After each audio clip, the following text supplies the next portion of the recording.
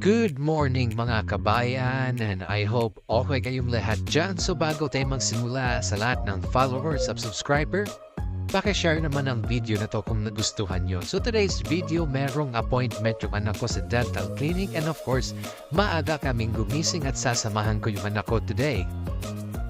At kasi day off ko rin ngayon, kaya ako yung in charge sa anak ko.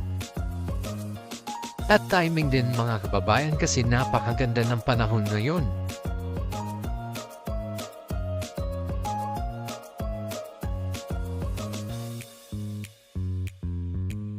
At kung mapapansin niyo mga kababayan na tinuturuan ko na rin yung anak ko kung paano siya tumawid mag-isa kasi this school year hahayaan ko na siya pumasok mag-isa sa eskwelahan. At ayan, nandito na po kami sa bus stop at naghihintay ng bus namin papunta sa dental clinic ng anak ko at makikita natin medyo hindi pa masyadong